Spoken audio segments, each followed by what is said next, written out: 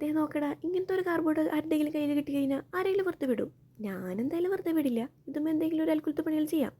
അൽക്കുലത്ത് പണികളൊന്നുമല്ല, ഒരു wall decker തന്നെ ഉണ്ടാക്കാം, ഒരു ഫ്രെയിം പോലെ. ഈ വോൾ ഡെക്കർ എന്ന് ഉദ്ദേശിച്ചത് ഫ്രെയിമാണ് കേട്ടോ. അപ്പോൾ ഒരു ലാപ്ടോപ്പ് വാങ്ങിയപ്പോഴാണ് ഈ ഒരു കാർഡ്ബോർഡ് പീസ് കയ്യിലിട്ടത്. കുറേ കാലം ഇത് അന്വേഷിച്ച് നടക്കാൻ തുടങ്ങിയിട്ട്. കഥകളൊക്കെ അവിടെ നിൽക്കട്ടെ, നമുക്ക് കാര്യത്തിലോട്ട് കിടക്കാം. ഇങ്ങനത്തെ ഒരു കാർഡ്ബോർഡ് പീസ് ആരുടെയെങ്കിലും കയ്യിൽ കിട്ടുകയാണെങ്കിൽ നേരെ വിടാം പിൻട്രസ്റ്റിലോട്ട്. അല്ല, നിങ്ങളുടെ കയ്യിൽ നിന്ന് സ്വന്തമായിട്ട് ഐഡിയകൾ എന്തെങ്കിലും ഉണ്ടെങ്കിൽ നിങ്ങൾക്കത് ചെയ്യാം കേട്ടോ. നമ്മുടെ കയ്യിൽ ഇപ്പോൾ എന്തായാലും അതൊന്നും എടുക്കാനില്ലടോ. അങ്ങനെ പിൻട്രസ്റ്റ് തപ്പിയിട്ട് കിട്ടിയ ഒരു റെഫറൻസ് ആയിരുന്നു ഇത്. വളരെ സിമ്പിളും ഭയങ്കര മിനിമലും ആയിട്ടുള്ളൊരു പെയിൻറ്റിംഗ് ആണ് നമ്മളിവിടെ ചെയ്തുകൊണ്ടിരിക്കുന്നത്. എനിവേ, ആരും നമ്മുടെ പെയിൻറ്റ് ബ്രഷ് നോട്ടണ്ട. കാരണം വൈറ്റ് പെയിൻറ്റ് അത്രയ്ക്കും ശോകമായിരുന്നു. നല്ലോണം കുത്തി ഇളക്കിയിട്ടാണ് ഇത്രയും പെയിൻറ്റിങ്ങിൽ നമുക്ക് കിട്ടിയത്. അപ്പോൾ നമ്മളത് വീണ്ടും കാറ്റിൽ കൈവിട്ട് പോയിട്ടുണ്ട്. എന്താ വീണ്ടും നമ്മൾ കാര്യത്തിലോട്ട് പോവുകയാണ്. ഈ ഒരു പെയിൻറ്റിങ് ചെയ്യുമ്പോൾ എൻ്റെ ഒരു കയ്യിൽ ഫോണും മറ്റേ കയ്യിൽ പെയിൻറ്റ് ബ്രഷും വരുന്നു. ഇതായിരുന്നു ഫൈനൽ ഔട്ട്പുട്ട് ഞാൻ ഉദ്ദേശിച്ചത്. പക്ഷേ എന്തൊക്കെയോ ഒരു മിസ്റ്റേക്ക് ഇല്ലേ.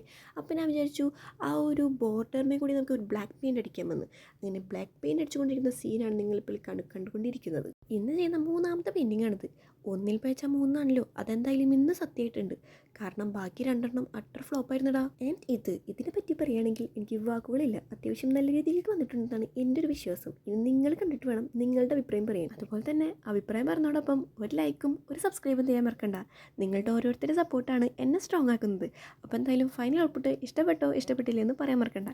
അപ്പോൾ ഓക്കെ, ബൈ.